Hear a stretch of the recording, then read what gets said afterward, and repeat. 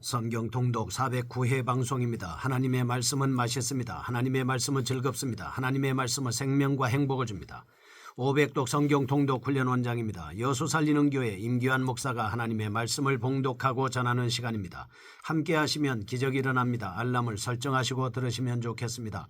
본 방송은 유튜브에서 성경 통독 임기환 검색하시고 구독하시면 계속되는 하나님의 말씀 업데이트를 통해서 은혜 받으실 수 있습니다. 오늘부터 시편을 시작하겠습니다. 시편 1편을 봉독하고 말씀을 전합니다. 시편 1편. 복 있는 사람은 악인들의 꾀를 따르지 아니하며 죄인들의 길에 서지 아니하며 오만한 자들의 자리에 앉지 아니하고 오직 여호와의 율법을 즐거워하여 그의 율법을 주야로 묵상하는도다. 그는 시냇가에 심은 나무가 철을 따라 열매를 맺으며 그 잎사귀가 마르지 아니함 같으니 그가 하는 모든 일이 다 형통하리로다. 악인들은 그렇지 아니하며 오직 바람에 나는 겨와 같도다.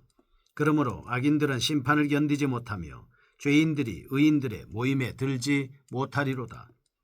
무릇 의인들의 길은 여호와께서 인정하시나 악인들의 길은 망하리로다. 아멘. 시편 1편입니다. 복 있는 사람입니다. 시편 1편은 복 있는 사람에 관한 말씀을 우리에게 전해주고 있습니다. 세상의 사람들은 하나님께서 지으실 때 모든 사람은 복 있는 사람이었습니다. 하나님의 형상을 따라 하나님의 모양대로 만들어졌기 때문입니다. 지정의를 갖춘 짐승과 다른 인격적인 사람들이기 때문에 사람이야말로 이 세상에서 둘도 없는 가장 복 있는 사람이다 라고 할 수 있습니다. 하나님과 교제를 할 수 있기 때문입니다. 그 사람들 속에는 영혼이 있습니다. 그래서 복 있는 사람입니다. 예수 그리스도의 십자가를 통해서 죄사함을 받을 수 있는 사람입니다. 그래서 복 있는 사람입니다. 애청자 여러분, 여러분 자신이 하나님 앞에서 복 있는 존재다라고 하는 사실을 분명히 깨달으시면서 이 말씀을 들으시면 좋겠습니다. 세상의 사람들은 이렇게 최고의 복을 받은 사람들이었습니다. 하지만 아담과 하와가 하나님의 말씀을 어긴 이후로는 선인과 악인, 의인과 불의한 자로 나누어지고 말았습니다. 이런 상황에서 우리가 어떤 존재인가를 아는 것은 매우 중요한 것입니다. 하나님의 말씀을 통해서 알 수 있습니다. 시편 1편은 1편부터 41편까지 첫 권에 해당하는 서시입니다. 인간의 주제를 다루고 있습니다. 시편 1편에서는 하나님을 경외하는 자의 행복, 악인의 멸망을 철저하게 대조하면서 다루고 있습니다. 또한 분석에 따라서 본서에 흐르는 사상을 함축하고 있다라고 하는 것을 알 수 있습니다. 1절에서 3절 서문적인 성격을 띠고 있습니다. 본 시는 사람의 조건과 특성을 언급하기 시작했습니다. 4절에서 6절 악인의 운명에 대해서 기술하고 있습니다. 본문에서는 복 있는 사람과 악인을 대비시켰습니다. 하나님의 율법에 순종하는 삶을 강조하려는 의도가 있다라고 하는 것을 알 수 있습니다.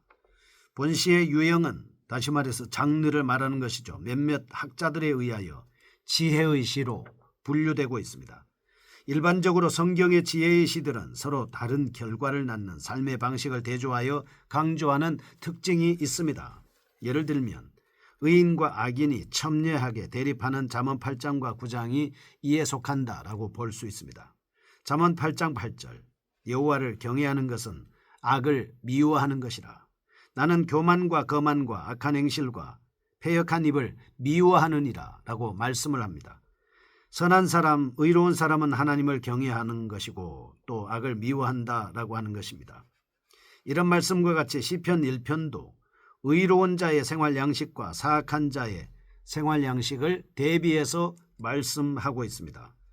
한편 본시는 구약 신앙의 핵심이라고 할 수 있는 율법 존중 정신을 잘 반영한 본수의 초두에 놓음으로써 예배자들에게 올바른 행위를 가르치려고 하였다라고 하는 것을 알 수 있습니다.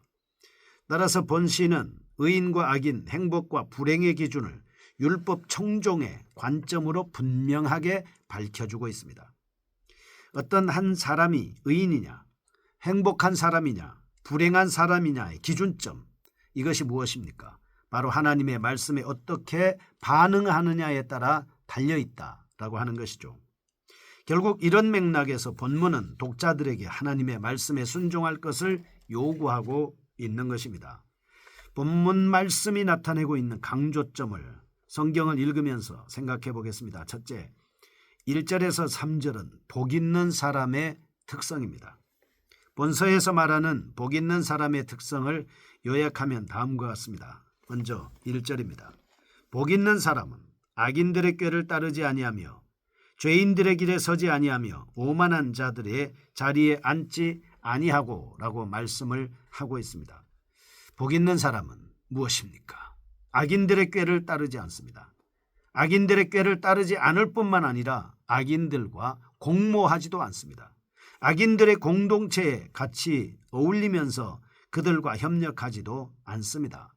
그리고 죄인들의 길에 서지 않습니다. 길에 선다는 것은 같이 간다는 거 아니겠습니까? 같이 동행한다는 것이고 같은 일을 동력한다라고 하는 것입니다. 세 번째, 오만한 자의 자리에 앉지 않는다, 이렇게 말씀을 하고 있습니다. 내가 어느 자리에 앉을 것인가?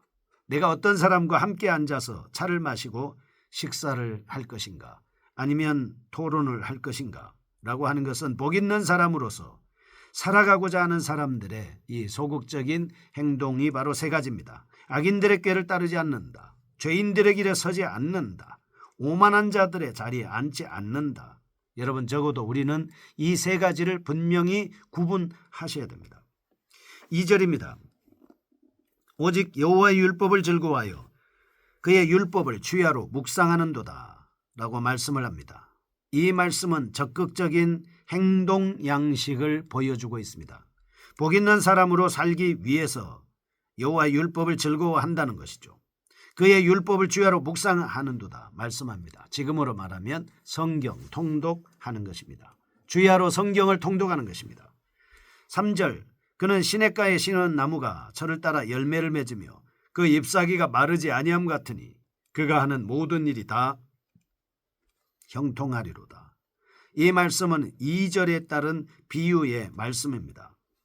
여호와의 율법을 즐거워했더니, 그래서 그의 율법을 주야로 묵상했더니 하나님께서 나로 하여금 시냇가에 심은 나무처럼 사시사철 푸르르게 만들어 주셨고 철을 따라서 열매를 맺게 하시고 잎사귀가 마르지 아니함 것처럼 우리의 삶 속에서 마르지 않는 형통한 삶을 살 수 있다라고 하는 것을 말씀해 주고 있습니다.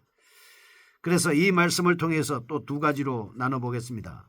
첫 번째, 복 있는 사람의 소극적인 특성을 살펴보겠습니다. 이는 악을 적극적으로 거부하는 생활 방식입니다. 이러한 말씀을 통해서 1절에 따르다라고 하는 단어가 나옵니다. 악인들의 길을 따르지 아니하며 할 때 따르다. 그 다음에 두 번째, 죄인들의 길에 서지 아니하며 할 때 서다. 오만한 자들의 자리에 앉지 아니하며 할 때 앉다. 서다, 따르다, 앉다라는 표현을 사용합니다. 점층적이고 회화적인 표현이라고 볼 수 있겠습니다. 이는 인간 행동의 주된 표현으로 생각과 행동, 습관 등의 부분에서 악과 구분되는 것을 의미하고 있습니다. 그러므로 복을 바라는 자는 누구든지 우선적으로 이 세상의 악한 자들을 멀리할 뿐만 아니라 더 나아가 그들에게서 시편 119편 115절의 말씀처럼 너희 행악자들이여 나를 떠날지어다 나는 내 하나님의 계명들을 지키리로다 외칠 수 있어야 합니다. 두 번째입니다. 복 있는 사람의 적극적인 특성을 살펴보겠습니다. 이 사람들은 하나님의 말씀을 날마다 묵상하는 생활 방식을 따릅니다. 다시 말해서 계속해서 저와 함께 성경 통독하는 이 생활 방식을 따르는 것입니다.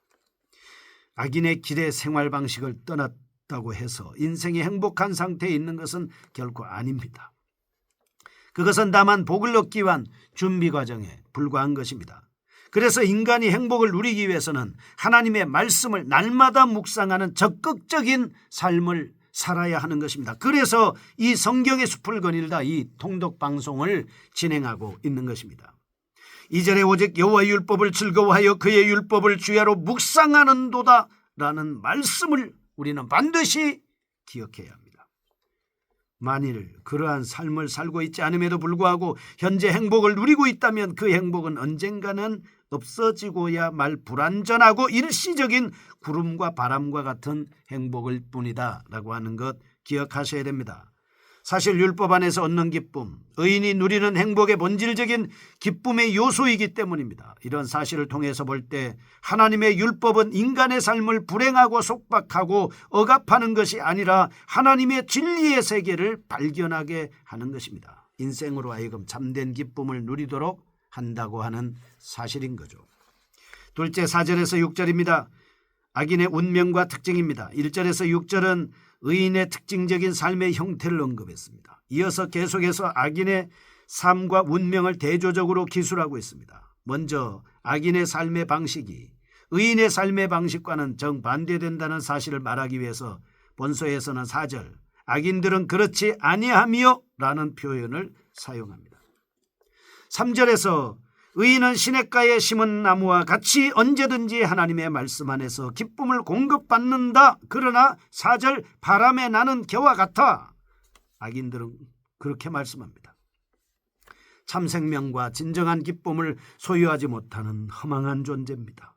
왜냐하면 그런 기쁨의 근원이신 하나님의 존재 자체를 비웃기 때문입니다.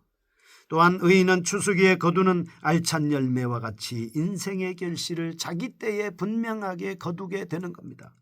하지만 악인 아무것도 거두지 못합니다. 따라서 인생의 주인이신 여호와 하나님의 심판 때에 그는 겨와 같이 사라져 버리고 마는 것입니다. 이처럼 악인은 그 자신의 허무성 때문에 불행한 존재이기도 하지만 그를 의인들이 받는 복의 상태와 견주어 볼 때 우리는 그 불행의 심각성을 더욱 느낄 수 있습니다. 다시 말해서 의인들은 하나님의 말씀 안에서 하나님의 뜻을 발견하고 순종한 자들이기 때문에 마지막 심판 때에 하나님의 인정을 받고 지극히 거룩한 장소인 천국으로 옮겨질 수밖에 없습니다. 마태복음 25장 34절 그때 임금이 그 오른편에 있는 자들에게 이르시되 내 아버지께 복받을 자들이여 나와 창세로부터 너희를 위하여 예비된 나라를 상속받으라. 46절 의인들은 영생에 들어가리라. 영생천국에 이르게 된다고 말씀하고 있습니다. 그러나 악인들은 어떻습니까? 하나님의 심판 앞에서 인정받지 못함으로 결국 영벌이라는 가장 불행한 지옥으로 쫓겨날 뿐입니다. 마태복음 25장 41절 왼편에 있는 자들에게 이르시되 저주를 받은 자들아 나를 떠나 마귀와 그 사자들을 위하여 예비한 영영의 불에 들어가라. 이렇게 말씀합니다. 그들은 영벌에 처해지게 되는 것입니다.